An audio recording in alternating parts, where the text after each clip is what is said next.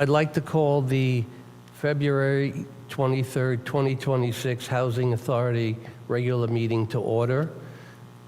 Members of the public may view and listen to the meeting as noted on the city's website and as noted on the agenda. As a matter of housekeeping, I'd like to remind commissioners to keep their microphones muted unless they are speaking. The City of Santa Rosa is committed to creating a safe and inclusive environment free from disruption. We will not tolerate any hateful speech or actions and are well-staffed to monitor that everyone is participating respectively or they will be removed. If necessary, we will also immediately end the meeting. Clerk, can you please explain how the public comments will be heard at today's meeting? After each agenda item, the chair will ask for Housing Authority Commissioner comments, and then we'll open the item for public comment. Once the chair calls for public comment, please go to the closest podium in the upper tier of the chambers. I will then unmute your microphone and start the timer. Speakers will be allowed to speak one time per item up to 3 minutes. Additionally, there's one public comment period to speak on non-agenda matters, item 7. This is a time when any person may address the Housing Authority on matters not listed on this agenda, but which are within the subject matter jurisdiction of the Housing Authority. To address the Housing Authority, you are requested to complete a speaker card and give it to the recording secretary.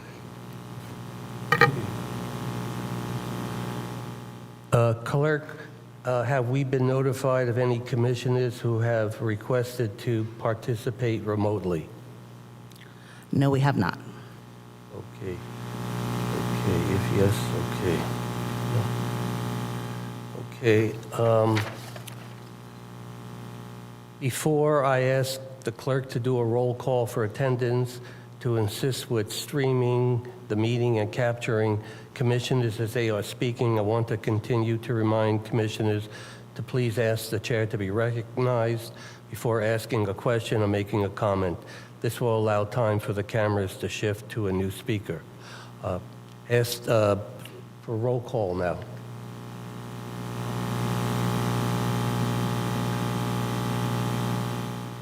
Commissioner Wimmer? Here. Commissioner Owen? Here. Commissioner Fearon? Commissioner Downey is absent. Commissioner Conti? Here. Vice Chair Capio? Here. And Chair Smith. Here. Let the record reflect that all are present with the exception of Commissioner Downey.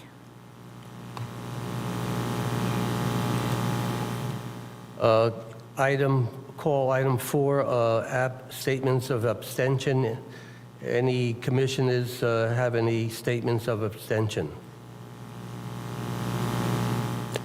None. Item 5, staff briefing. So item 5 is the Housing Authority Fiscal Year 25-26 second quarter financial update, and Kate Goldfein, Administrative Services Officer, will be giving this presentation. Yes, good afternoon, Chair Smith, Vice Chair Capio, and Housing Authority Commissioners. I am Kate Goldfein, the Administrative Services Officer for the Housing and Community Services Department. This is the Quarter 2 update, halfway through fiscal year 25-26 through December 31st, 2025. As usual, I'll hit the highlights and be available for questions. Looking at expenditures, the authority is trending well in all areas. There is not much excitement, and that's a good thing. In loan activity, expenditures are low, but you will note that all funds are committed. The funding that you awarded in your 25-26 NOFA, Notice of Funding Availability, has been committed to the projects that you selected. We've expended nearly $19 million in housing assistance payments, averaging a little over $3.1 million per month across all of our programs. Last year at this time, the average was about $2.9 million. We're limited from HUD. We're limited by the number of vouchers and the amount of budget that HUD provides to us. Right now, we're holding steady at being able to assist between 1,650 and 1,700 clients per month. HUD, so we can That is to say that we're limited by our budget amount, not by the number of clients that we have. We can assist fewer clients than we have budgeted. In projects, we've expended about $737,000. That's several hundred thousand toward the cannery of infill infrastructure funding, and several hundred thousand of home art funding towards those programs. Of the remaining funding, the majority is that one-time infill infrastructure grant funding that is committed to specific projects that are named in the memo. Moving to funding sources, federal grants, CDBG, Home, HOPWA, CDBG, DR, and Home ARP are received on a reimbursement basis, which means loan recipients or subrecipients submit invoices to us, and I draw the funds or request the funds from the federal government within a month or two of the receipt. In local funding, housing impact fees continue to trend low. They're budgeted at $1.3 million, and as of December 31st, we received $381,000, only 29%. We did have some good news last week. We had a large payment come in, so the total through today is $607,000, 46%, which is a little better. You may remember at the last quarterly update, I let you know that a new state law has delayed payment of impact fees until nearly the final inspection, so they're just delayed now. In compliance monitoring fees, those look good. We're at 62% of the budgeted amount, $129,000. And loan repayments look great. We've received $2.9 million so far through mid-year, and those payments will be budgeted in 2 fiscal years out, the 27-28 budget cycle. So this concludes the briefing, and I'm happy to answer any questions you may have.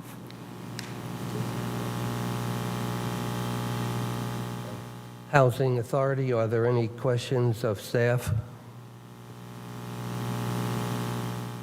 Commissioner Owen? I'm looking at the housing assistance payments, so it's 58% left, and we're halfway through the year. Do those numbers come in on a consistent basis, or why is there more than half left? So the housing assistance payments are that number that's there, the 44,000 the 44.6 million of the budget. The budget represents the amount as if we were able to lease up all of the vouchers we have, the 1,925. On a month-to-month basis, we're reporting to HUD how much we're leasing up, and they're giving us the amount of budget needed currently to continue to lease up the number of vouchers that we're reporting back to them. So right now, we're within the budgeted amount of the vouchers that we are currently leasing. So it's not so much the budgeted amount that's shown here, but rather our monthly reporting going back and forth with HUD. Does that make sense? Yeah, it does a little bit. So is that budget number the number of vouchers times the average voucher, or is it the dollar cap? That is the number, it's an average housing assistance payment times the total number of vouchers. In an ideal world, that's how much money HUD would give us. They're not giving us that much. Have we ever looked at having the budget amount be the actual dollar cap that we have? We don't do that because we're kind of looking at 2 separate things. On this budget, I'm asking you, the Housing Authority, for the budget authority to be able to have that back and forth with HUD every month. I don't want to have to be coming back to you every month asking for budget authority. So once a year during our budget process, we ask you for budget authority, enough budget authority for the entire year, as if we were able to lease up all of those vouchers so that each month we can go back and forth with HUD with reporting our numbers to them to get the budget or I would say not get the budget, in order to get the funding needed to be able to lease up the vouchers we do have. So by budgeting the full amount with you annually, then I can continue, Annette and I can continue to go back and forth with HUD monthly without having to, in addition, come back to you guys monthly or quarterly or however often we would have to do that. Does that make sense?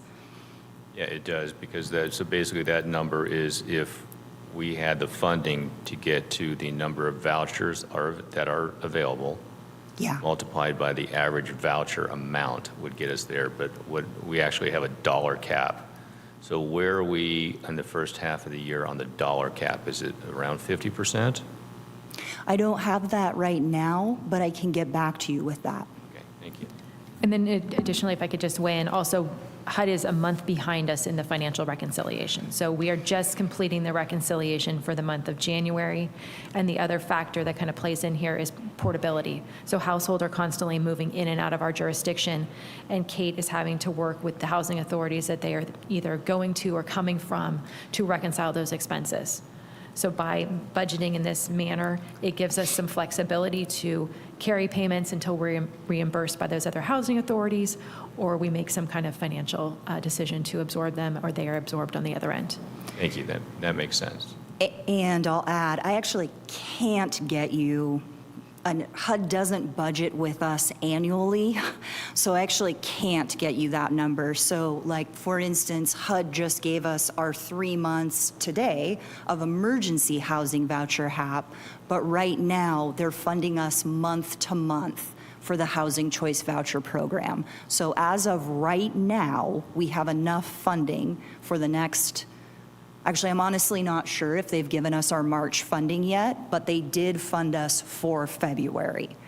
So we're nearly month to month with them right now. Not that we need to be worried about them not giving us the funding, but we are reporting to them and they are giving us the funding almost on a month-to-month basis. In the past, HUD has given us funding sometimes 3 months at a time, sometimes 6 months at a time. Lately, it has been month to month with the current federal administration. Commissioner Conti? Yes. Kate, did I hear you say that fewer people are being supported than there is need for support? And is this related to the wait list, or do you have more specific numbers? Sure. What Kate was trying to say is we have a maximum number of vouchers that we can issue per HUD. They have set our ceiling at 1,925, but we only are provided the financial resources to administer between 1,650 and 1,700. So we've been floating around that number monthly, and we do not want to overcommit and then have to rescind assistance to households. So we're trying to be very strategic to make sure that we can continue to provide adequate support for the households that are currently receiving assistance. Okay. I'm terrible with math, so what's the number that we're? It's about 86% Okay. is our lease-up rate. Thank you. Commissioner Furon? It doesn't surprise me that you're being treated by the federal government the same way most government agencies treat community agencies. You're on your own, and you haven't got a lot of money from them, and certainly not even what they've authorized you. It is also unrealistic to think that we can do anything other than project budget figures. Actuals, realistic, what we've been doing is far beyond their fiscal capability, and a lot more than we should be asking. Commissioner Wimmer, did you have a question? I think you just answered it, but it sounds like they're possibly attempting to figure out how much is being spent, why it's being spent, and doing a little more oversight. Not that that's positive or negative, but it is what it is. Any other comments?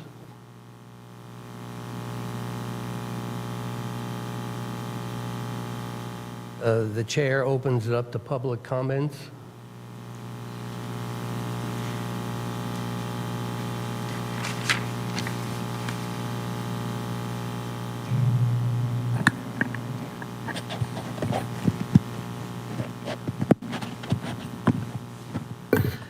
We are now taking public comment on this item. Go ahead and state your name for the record. I'm waiting for the time to go up. Isn't the time going up? There we go.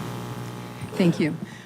Good afternoon, and thank you for your presentation. I'm glad I showed up and was here to be able to hear it. I just want to share a story that I happened to be part of on Friday. And I'm often over here, and I go to a lot of meetings, and I try to participate as much as I can. But on Friday, I didn't realize that the city was closed down. I had just had a meeting with the clerk, I think the week before, plus we had the mayoral meeting last week, and I rushed over here on Friday, and it was closed. So I read the door next to the door. It said every other Friday, but I didn't know about that. But previously, the office would close at 1 and planning would be open till 1:30. So I read the information, I turned around, and there was a gentleman in the foyer over here, and he was very distressed, and he was, I don't know how to explain it, but he wasn't mute, he could hear, but he was very communicatively challenged. And he looked really sad and anxious, and I said, you know, the city is closed now. I just read the sign, and he nodded.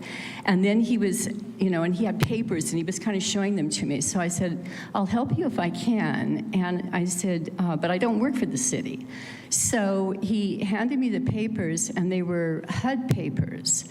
And he was trying to get them submitted, and they were quite voluminous. He had gotten them all covered and filled out, and he didn't know where to go or how to get them in. And I didn't look at the date that they were due, so I don't know, but he looked like they were on the edge. And it did say in big letters that if it wasn't submitted on time, it could be voided or compromised or something. But I just want to share that story with you that I, of all people, should know the city's closing every other week, and I didn't hear anything about it or know anything about it. And then to have people coming that are expecting you to be open and you're not, and even if you come on Friday, did come on Friday in the afternoon and something was closed, then you would miss a deadline. So I don't know what to say about it, except that I'm just sharing that it's a HUD story, and it was an important one for this fellow. And I hope that he got his papers in and that it worked out for him. Thank you.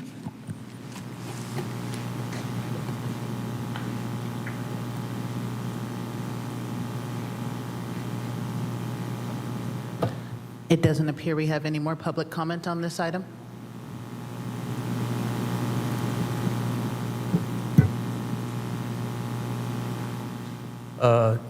Item 6, study session. There are no study sessions on this agenda. And we'll go on to item number 7, public comments on non-agenda items. Comments from the public will be allowed on all agenda items at this time. Each item is called. This is a time when any person can address the Housing Authority on matters not listed on this agenda, but which are within the subject matter jurisdiction of the Housing Authority. Each speaker will be allowed up to 3 minutes. To address the Housing Authority, you are requested to complete a speaker card and give it to the recording secretary. Let me get the timer going.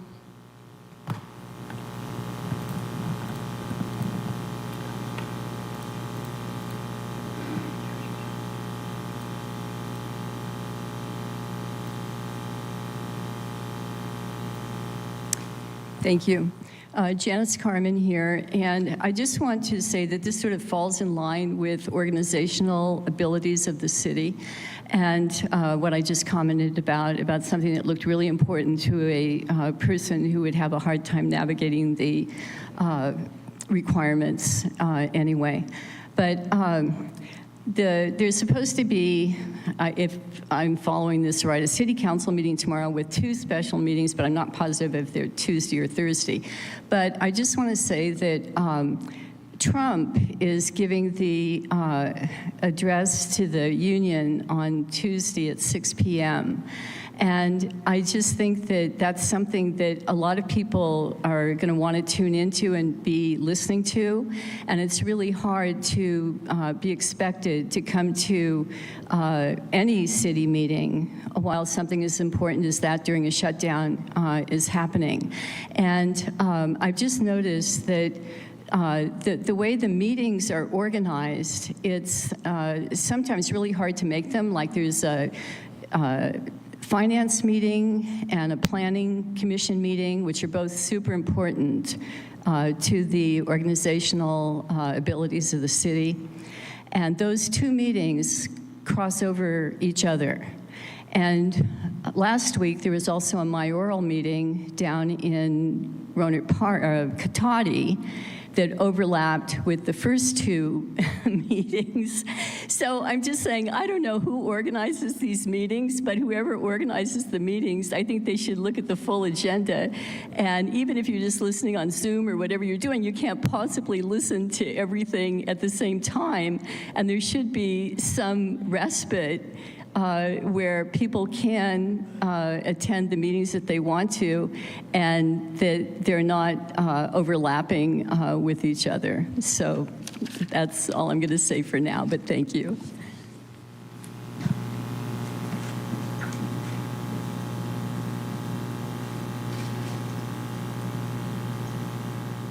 It doesn't appear we have any more comment on this item.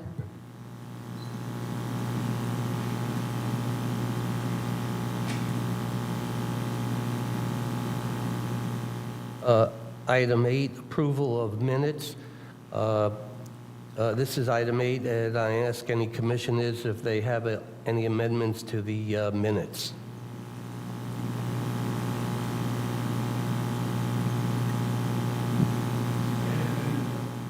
Hold on. Commissioner Furon. I have none, but I'd like to move the approval of the draft January 26th minutes.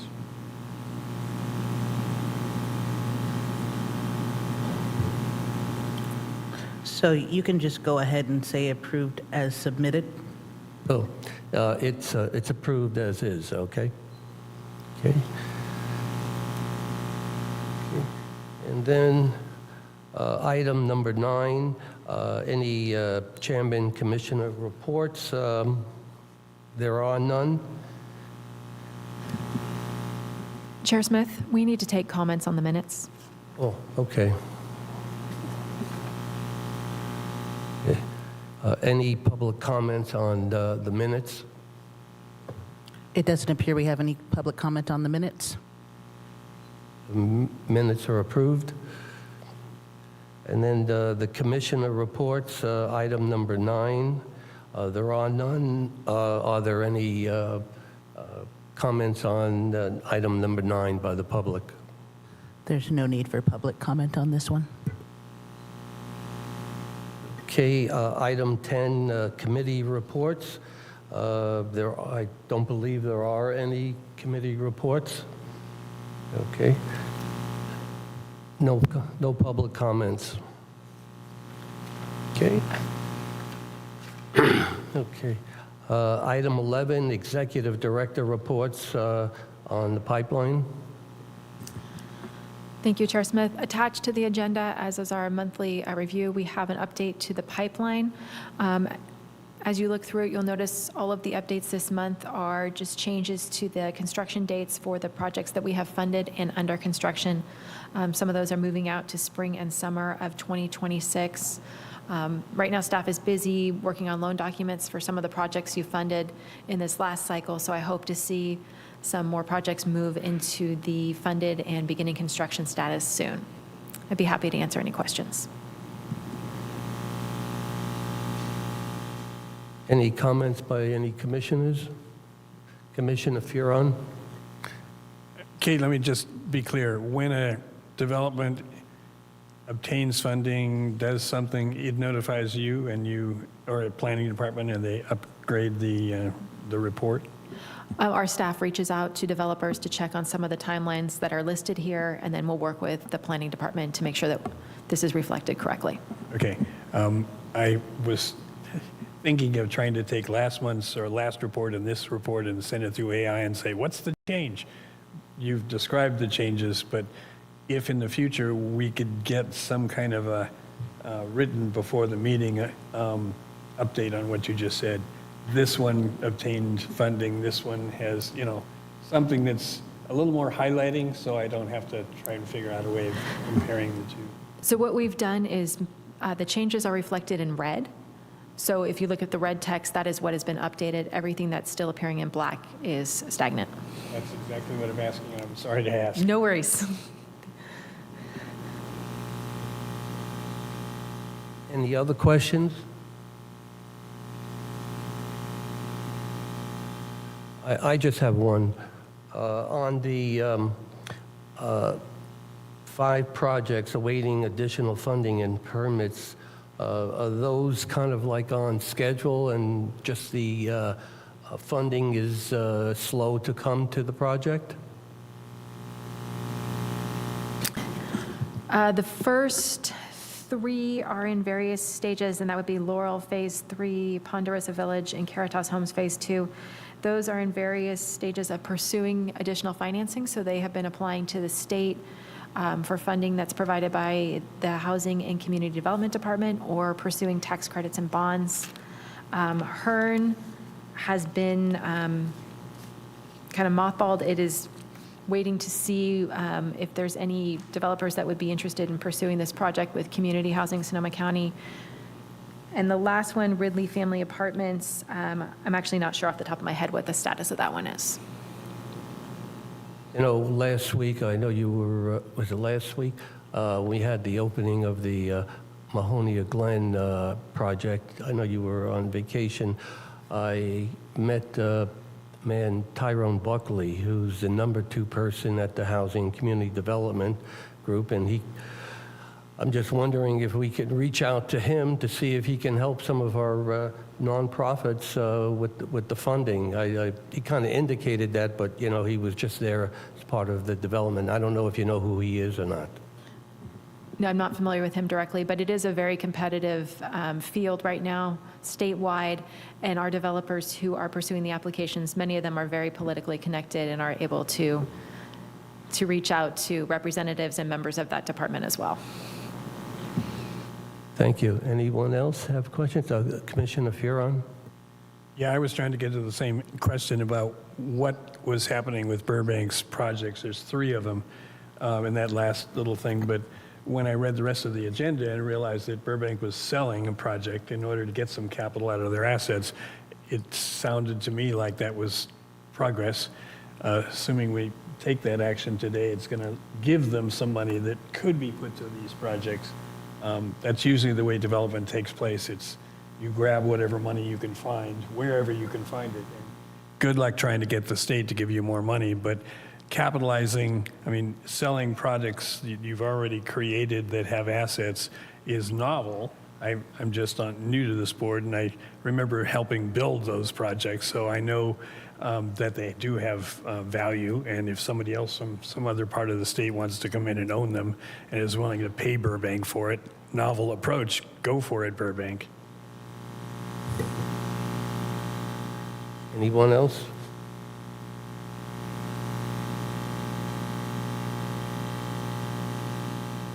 We are now taking public comment on this item. Let me get the timer ready.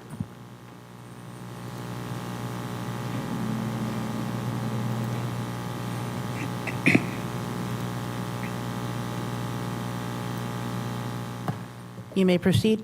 Thank you. My name is Fred Allebach. I have a question about the pipeline projects and and how they match up with the 6-cycle RENA allocation.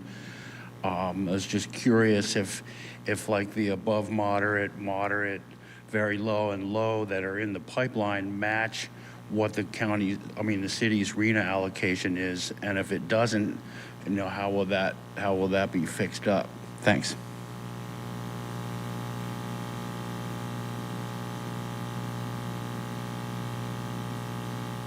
It doesn't appear we have any more public comment on this item.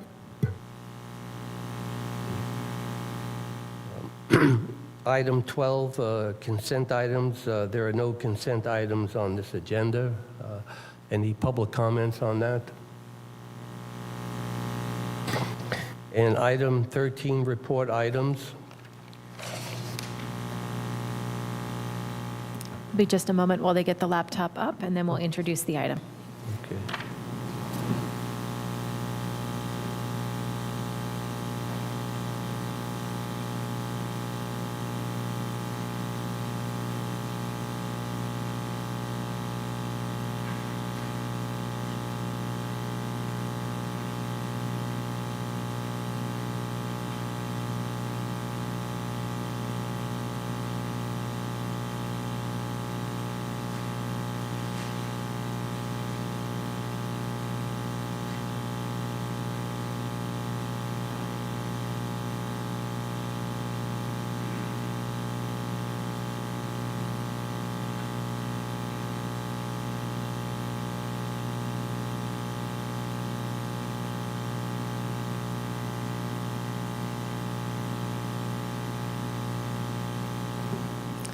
Item 13.1 is a report, approval of transfer of ownership and assumption of Housing Authority regulatory agreement and loans for Cypress Ridge Apartments. Coy Stewart, Program Specialist, will be presenting. Good afternoon, Chair and Commissioners. My name is Coy Stewart. I am a Program Specialist with the Housing and Community Services Department, and I'm joined by my manager, Kelly Kuykendall. And like Megan said, we will be presenting on the transfer of ownership for Cypress Ridge Apartments. Cypress Ridge is located at 1815 Meda Avenue in southeast Santa Rosa. Its complex is comprised of 122 units of affordable mixed housing between 30, 50, and 60% of AMI, with 2 unrestricted managers units.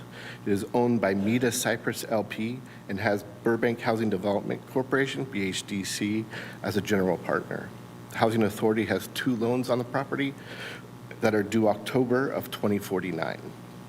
Those loans total in principal of $1.88 million and has $223,000 of interest calculated as of February 28th of 2026, and a regulatory agreement securing affordability till December of 2059. BHDC has entered into a purchase agreement with Post Investment Group, and Post Investment Group is located in Beverly Hills and demonstrates a strong operational capacity and financial stability. They own 140 properties across 13 states, with 35 of those properties in California. Sale of the property and the assumption of the Housing Authority's regulatory agreement and loans and extension of the loan's terms require Housing Authority approval. As for our analysis, post proposed financing is to take out a first mortgage of $14.1 million. They will provide $4.7 million in cash, bringing the purchase price to $18.8 million. The loan-to-value ratio is 0.86, and that's based on an appraisal value of $18.83 million and a debt service ratio of 1.48. Both of those calculations include the first mortgage and the Housing Authority loans as debt. This will require subordination of the Housing Authority loans to the first mortgage. If approved, Post Cypress LP, an affiliate of Post Investment Groups, will take ownership and continue to operate the property according to the Housing Authority's regulatory agreement. A Post Investment Group will contract with Burbank Management Corporation, Burbank Housing Management Corporation, to continue to manage the property, keeping the management of the property local. Approval of this item ensures a long-term preservation of affordable housing in Santa Rosa. As for our recommendation, the Housing and Community Services Department recommends that the Housing Authority, by resolution, conditionally approve the following for Cypress Ridge Apartments located at 1815 Meda Avenue. 1, the assumption of the Housing Authority's regulatory agreement and loans in the principal amount of $1,881,729. Oh, did I? Number 1, transfer ownership of Meda Cypress Ridge LP to Post Cypress Ridge LP. The assumption of the Housing Authority's regulatory agreement and loans in the principal amount of $1,881,729. 3, the extension of the Housing Authority loans from October 27, 2049 to December 10, 2059 to align with the terms of the regulatory agreement. And 4, subordination of the Housing Authority's loans to a first mortgage in the approximate amount of $14.1 million to allow Post Cypress Ridge LP to purchase the property. That completes our presentation. We're welcome to answer any questions that you guys might have. Any commissioners have questions? Commissioner Owen? Thank you. So if I'm looking at the presentation, the debt service coverage ratio is to be 1.48 times. These are residual receipt loans that we have? Yes. Will that debt coverage allow debt service on these particular notes? So based on their projected financials, yes. And I did look back at the projects or the properties' residual cash payments over the past 5 years, and there have been some residual cash payments to the Housing Authority on 2 occasions in the last 5 years, totaling about $160,000.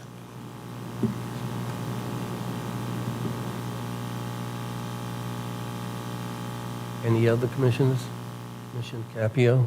I appreciated the background on the property, the history, and wondered, I know the bank probably did an inspection, but did the Housing Authority, as part of this item, inspect the property to see if it was in good condition? Thank you, Commissioner Capio, for the question. So as part of our due diligence, we will be doing an inspection. We have not done that as of today, but that is part of what we do with sales like this. And there have been a few of these that have come to the Housing Authority recently, and we do make sure to do an inspection of the property. A property this size with 122 units, we probably won't do all of them, but we'll do a sampling. We'll also check in with our rental assistance, our Section 8 team, and see if they've done any recent inspections and what the outcome of those inspections were. Thank you. Commissioner Furon?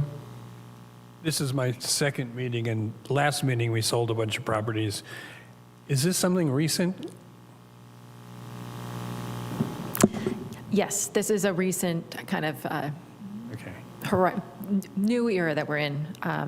The properties that we were looking at last month were associated with Community Housing Sonoma County, which is looking to kind of suspend their operations and are looking for other partners that can continue those. So that's a different set of circumstances.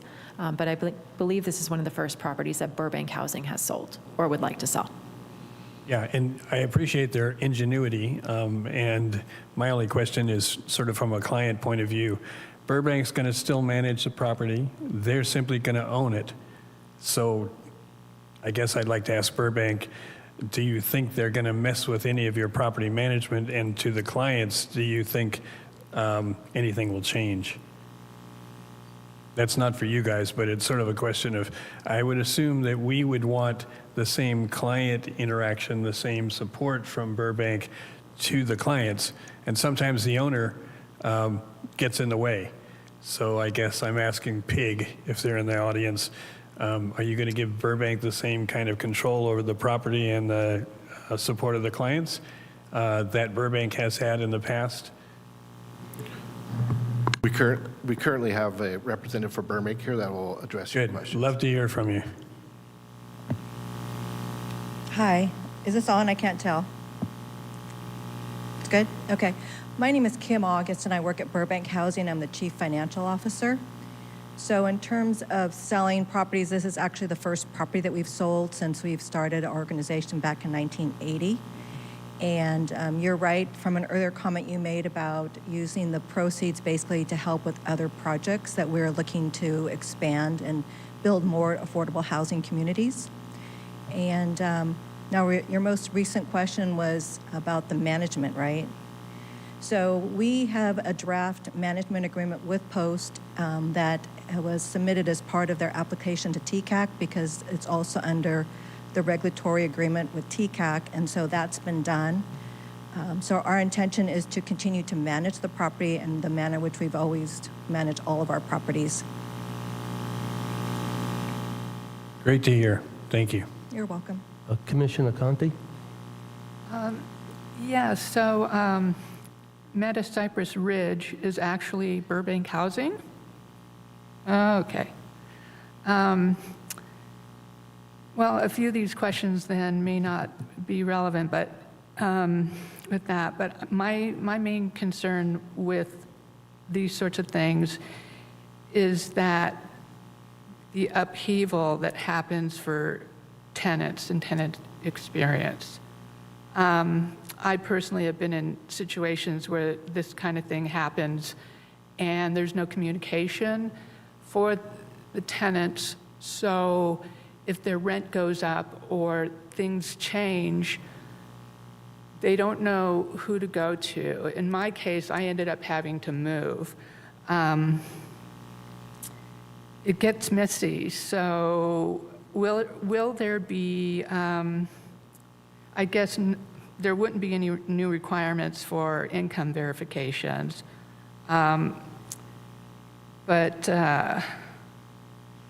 Or possibly, will there be utility bill structure changes, or will management here is not changing, but what about capital improvements? That can be disruptive to people who live there. Also, I want to get clear on whether there's going to be any step-ups or scheduled rent increases during this exchange. Given it is all Burbank, can you speak to a little bit of those things, just to make sure that the tenants aren't going to be confused, or if they are confused, where do they go to get support? Thank you, Commissioner Conte, for the comments and the question. I think with Post Investment Group and their intention to maintain Burbank Housing Management Corporation, for the time being, I think that addresses many of your concerns. But in terms of any rent increases, those would have to be communicated in advance to the tenants, and they'd have to comply with the Housing Authority's regulatory agreement. So that's part of the transaction or the approval that you're reviewing today, is that the new owner assumes all responsibilities and requirements of the Housing Authority's regulatory agreement. So again, the rents would have to be in compliance with that. Right. In my case, it was a situation where there was some confusion for the management. Management went around and started jacking up voucher holder rent 2 months in a row, forcing people like me to have to move or find a place to move, and then later said, oh, well, this was our mistake. A lot of chaos happens in these sorts of things. Hopefully with Burbank, we can eliminate a lot of those kinds of things. But thank you. Any other comments from commissioners?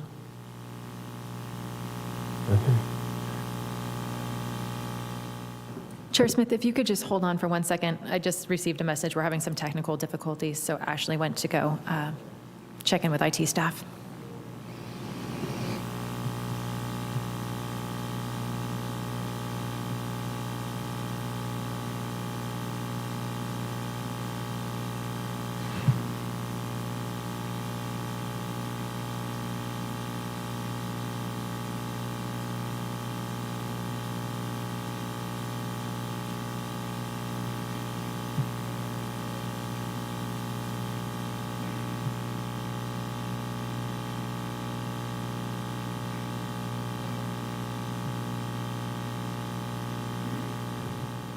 It doesn't appear we have any more public comments on Any this. in Do you? public comments?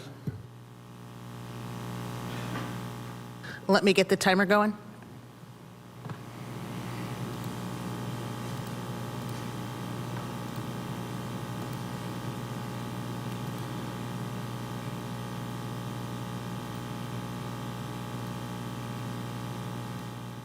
You may proceed. Thank you. This is Fred Allebach again. I have a concern here in light of some of the mobile home park ownership issues and you know, private investors getting involved in buying places like mobile home parks or now affordable housing developments. And so in light of that, I went and looked at the Post website, and I saw that it didn't have like ESG investing there on their page, and I looked, and it was about, you know, getting robust financial returns on investors while serving the community. So it seems to me, I don't see how.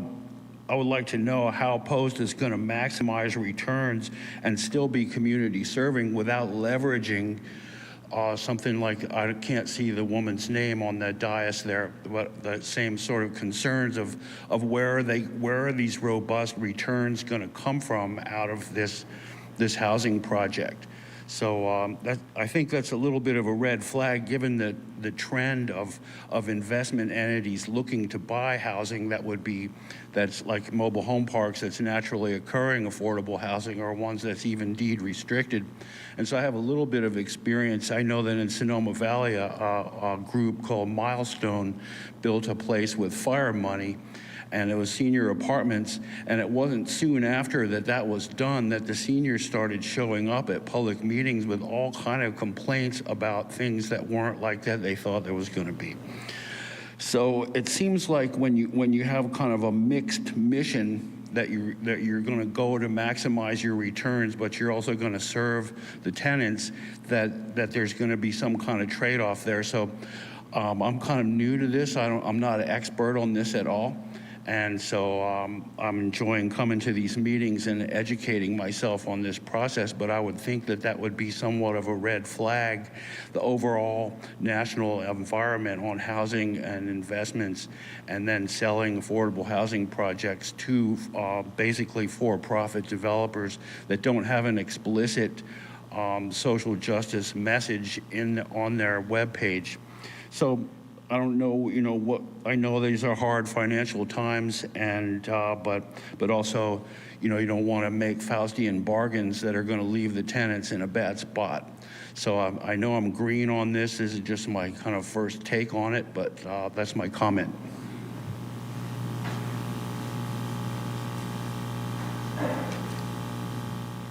Let me reset the timer.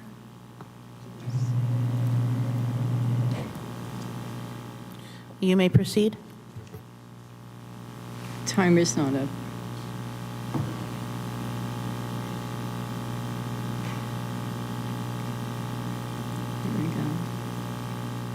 There we go. Are you doing the timer? Because it's not okay. I don't know. Sorry. Thank you. Okay. Thank you. Janice Corman here. I just want to say that since we're here and hearing this story about the management taking over, I'm going to make some comments about Burbank management.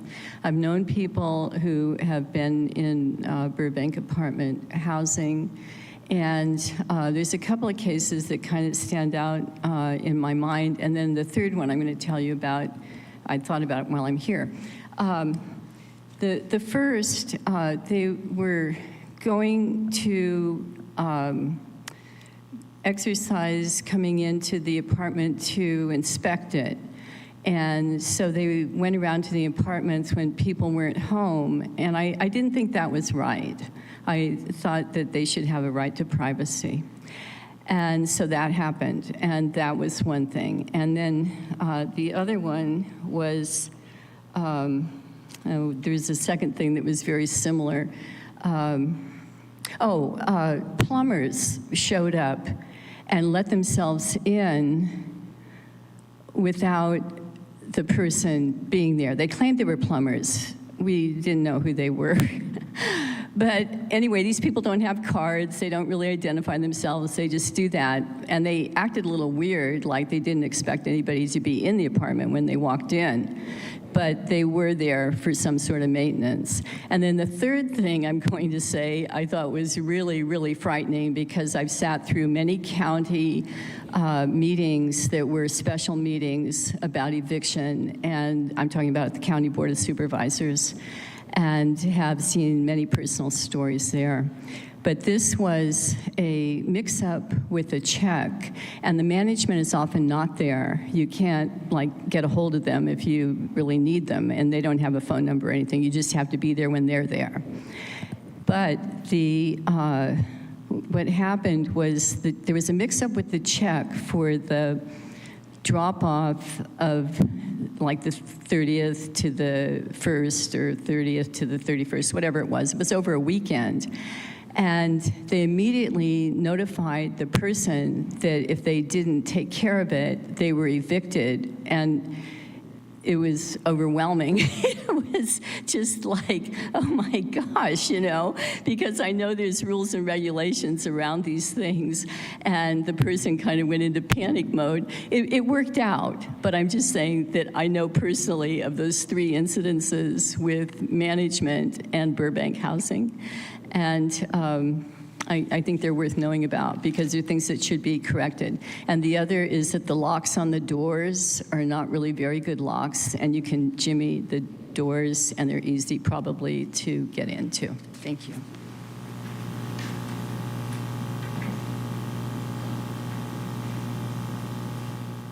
It doesn't appear we have any more public comment on this item. Would any of the Housing Authority Commissioners like to motion regarding the resolution for item 13.1? Commissioner Farron? Yeah, I'd like to make the motion to waive the reading of the text and approve the approval of transfer of ownership and assumption of the Housing Authority regulatory agreement and loans for Cypress Ridge Apartments at 1815 Maida Avenue. Any seconds? I'll second. Oh, sorry. Commissioner, I'm sorry, who? Oh, Commissioner Wimmer? I'll second that. Call for a roll call? So just for my clarification, Commissioner Wimmer was the second on that, not Vice Chair Capio? That's correct. Thank you.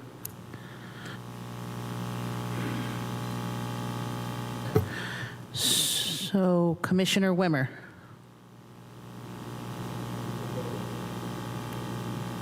It's time for the vote. Aye. Yes.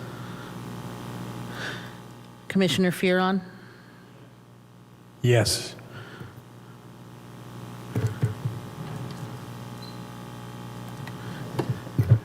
Commissioner Owen, Aye. Vice Chair Downey is absent. Commissioner Downey is absent. Commissioner Conti? Aye. Conti.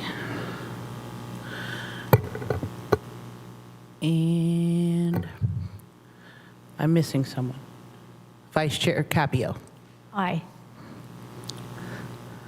Let the record reflect that this motion passes with 6 ayes and 1 individual absent, Commissioner Downey. Clerk, I apologize. I don't think you got the chair's vote on that. I didn't hear a recordation of that. Am I wrong? Sorry, Chair Smith. Aye. Let the record reflect that this motion passes with 6 ayes and 1 individual absent, Commissioner Downey. Thank you, guys. Okay, call item 13.2. 13.2 is the HUD Veterans Affairs Supportive Housing, VASH, program overview. Annette Anthony, Program Manager, will be giving the presentation.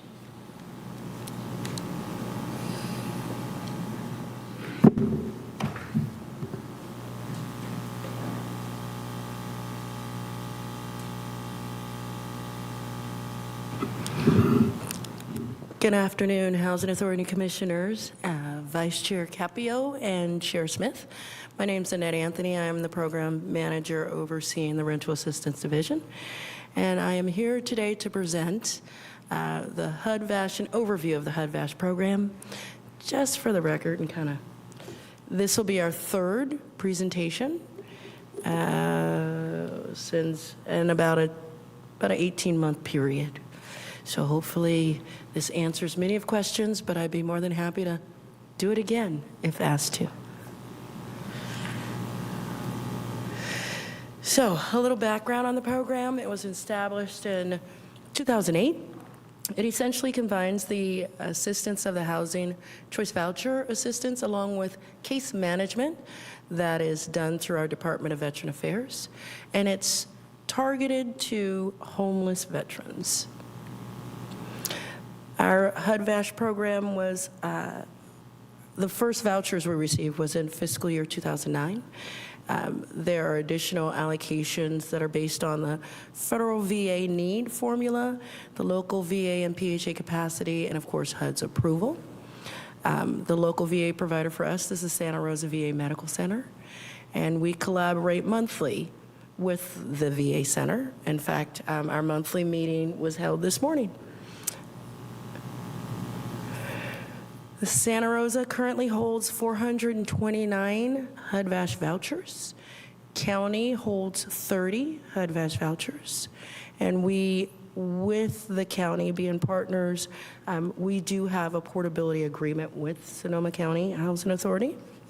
I would like to state numbers as of this morning. Bear with me, I'll put my other size on. Of the 429 vouchers, there are 323 leased up, there are 7 families searching, and 99 available. With that being said, our HUD-VASH team likes to keep their lease-up numbers around 80 to 85% in the interest of being able to have on-hand vouchers for immediate needs of our veterans. I'd also like you to note that the numbers I just stated truly change on a daily basis. Our HUD-VASH vouchers, we have quite a few of them under the project-based voucher program.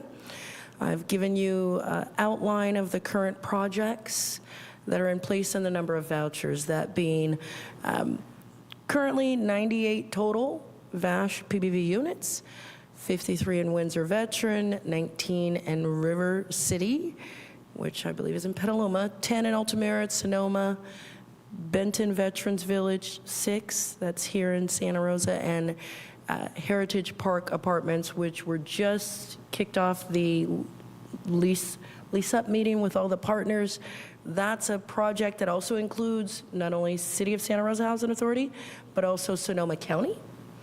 And we, City of Santa Rosa, will be responsible for 10 of those project-based units.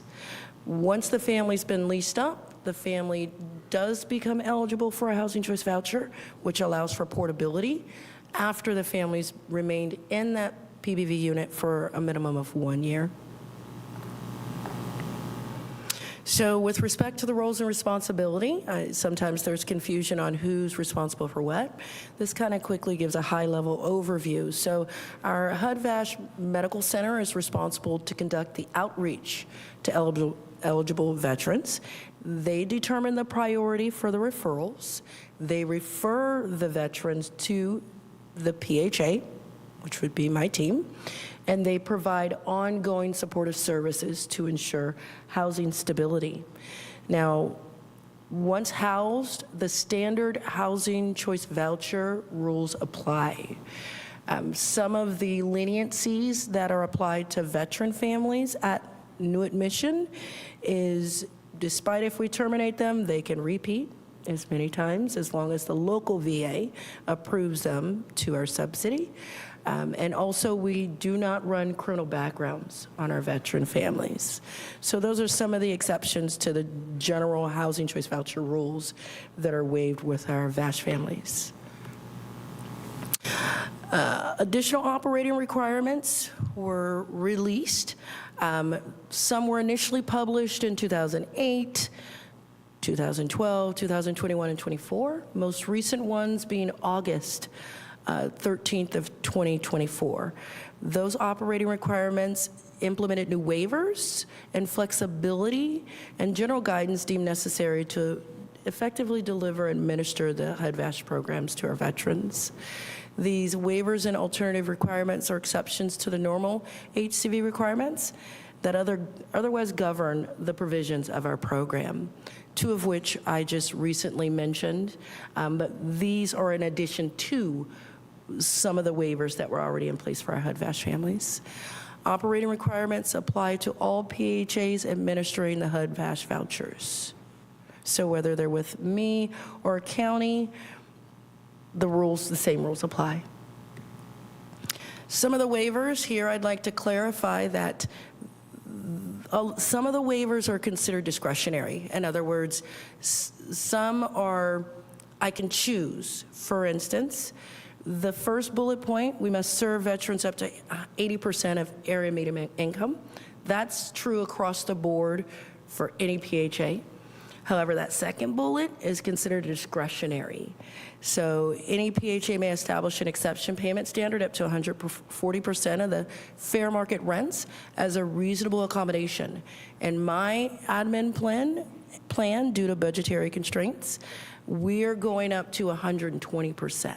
So that would be considered discretionary. You might have somebody in county's books that are up to 140% if that's what county has updated their admin plan to reflect. For the city of Santa Rosa, we go to 120. PHAs must exclude, and this is a HOTMA change there, we must exclude VA service-connected disability benefits for determining income eligibility at admission. However, that pension is included when it comes to the calculation of rent. So in other words, if the area median income is at 80%, when I'm looking to determine that 80%, I'm not going to incorporate the VA pension. However, when it's time to calculate those portions of rent, it will be included. PHAs may also establish a separate minimum rent to include zero minimum rent. Again, that's discretionary. My current policy states that we still hold for all families, veteran or otherwise, a $50 minimum rent, where I believe my sister housing authority county has a zero minimum rent. Additional waivers and alternative requirements. A HUD-VEST family may occupy a pre-inspected unit within 90 days of receipt of the request for tenancy approval form. Previously, it was 30 days. PHA must allow a zero-HAP family to live in a HUD-VASH PBV unit made exclusively available for veterans families where there are on-site HUD-VASH VA services. PHA must allow HUD-VASH tenant-based families to occupy single-room occupancy, congregate housing, shared housing, group home, and cooperative housing. And upon implementation of HOTMA, asset limitation must not be enforced for HUD-VASH families at recertification. All right, looks like that concludes my presentation, and I am here and available for questions. Any commissioners have questions? Commissioner Conti? Yeah, I'm wondering if there's a possibility that we can get just the, since we're managing it for the county as well, just a monthly basic VASH numbers report. You said it changes daily, but added to the agenda for us. Commissioner Conti, I have concerns about doing that because the day that we provide that information is going to be very different from the day that we have the meeting. So it's constantly going to be out of date. And we also don't do that with our overall voucher allocation either. So, we're not coming back and saying as of today we have, 1,682. That is just a random number. That is not how many we have issued. So I would just be very hesitant to start putting numbers out there that are changing daily. And then having to constantly be correcting that information. Okay. Commissioner Fearon? Yeah, let me try to take a whack at it. You said 99 are available now. Yes, sir. I guess I'd like to see whether or not over time that changes. I'm sure it will. When I ran the numbers last Thursday, at that point, let me see, do I have my scratched off one? They had changed by one or two. So the lease-up numbers were about the same, but the available vouchers were higher because some families got sent over to my housing authority. So that lowered the available and increased the families out there searching. So it's constantly changing, which is why we can't produce, it's hour by hour. The numbers I just gave you, when I get back to the office, they could totally be different. So we've just got to be satisfied that 1 in 4 families who could get it don't. Is that what I'm hearing? Yes. Well, I mean, one or two up and down, I'm not worried about it. I was hoping you could say, yeah, and we're working on a plan that's going to get us to 0. Well, again, and here's where I have to circle back to the responsibilities. My housing authority can only lease up and work with those veteran families that are referred from the Yeah, local okay. VA medical. Yeah. It starts there. It doesn't understand. start with us. I understand, but they're another government agency, and we're a government agency, and I'm just trying to get some collaboration that says, together, let's get it down to 0. Who do I have to talk to at the VMAC to be able to light a fire under them? Well, I'm pretty sure if you just reached out to them, they will, with your goal, Okay. they'll put you in contact with the appropriate person. Okay, I'd like to ask this authority at some point to put on an agenda a communication solidly, forcefully, that opens up more dialogue than we've had, because obviously you guys are in constant monthly contact about this, but it doesn't seem, from what I've heard from you, to be doing anything to that number. So I guess what I'm asking is for us to take a positive, proactive effort to try to get the VMAC to either do more outreach or figure out a way of referring. We've heard from the public who said that they have trouble getting VMAC to act. Sounds like there's a real solid conduit, you and them, and it sounds to me like they aren't really cooperating. That's all. I'd like to just follow up on that too, and note that, as Annette mentioned in her presentation, the VA does like to keep lease up at about 85%, and that is also consistent with where we're at in terms of our vouchers. So those numbers are consistent. That makes me even angrier. Why? What's the argument for keeping 85%? The VA would need to get into those details, but the other thing is the funding for these vouchers are included in our overall pot. So if this does creep up towards 100, that's going to reduce the number of general families too that are being able to be assisted. It's not a discrete funding pot as well. Yeah, I understand you guys have your hands tied. I understand that you're frustrated. I am too, and I'm just asking this authority to search every possible way to get some change. Thank you. Oh, one more thing. What would I have to do with this authority to get us to adopt a 0 minimum rent instead of $50? Is that a local policy, and can I ask this board to consider adopting a 0 minimum rent? That is a local policy. I assume you can make that request, but understand the overall impact on the budget authority it will have. It will result in us paying more HAP and leasing up fewer families in order to allow that to happen. Okay, That's the bottom line. I'd love to hear the conversation. I'd love to have a discussion that gives me more information about it. I'm simply saying it's a subject I'd like to have pursued. Okay. If I might, Commissioner Conti. I'm wondering if it's worthwhile to maybe set up a commissioner committee for looking into how we can expedite those communications. Communications as far as accelerating the number of VASH we lease up? Yeah. That would, again, be directly with the VA Medical Center. Right. So Can we set up a committee to do that? I don't know if that's something, they're asking to set up a committee? Yeah, so it sounds like we do need to agendize this for a future meeting, and we can do that. Thank you. I would like to say in my last report out, which was October of '24 on this item, because it continues to come back, and it seems as if the housing authority is not doing our due diligence to lease up vast families, which is why I continually point out, it doesn't start with us, it starts with our VA. I welcomed my VA partners to come sit side by side, and they have, and I brought it up again this morning, and unfortunately, they're not able to come for whatever reason. But understand, we hear you. We've done all that we can to share what we can do. but I think your questions should respectfully be addressed to the VA Medical Center. Thank you. Commissioner Whitmer, you have a question? Are there some veteran VASH meetings that can be attended?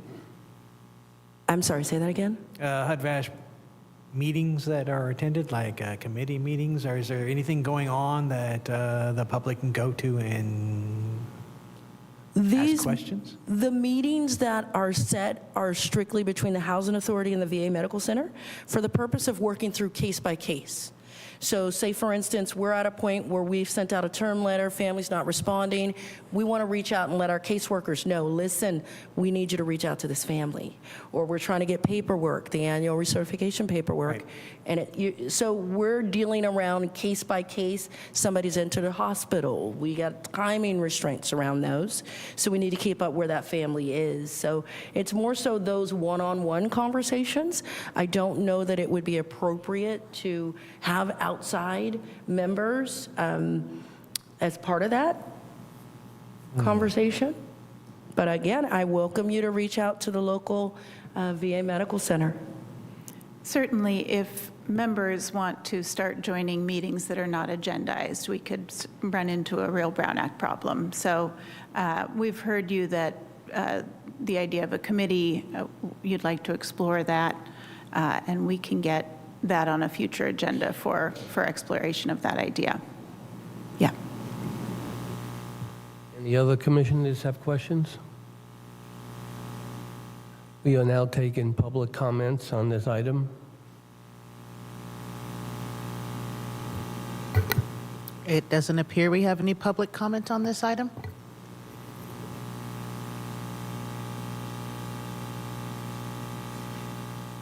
I guess we're adjourning the meeting now. Thank you.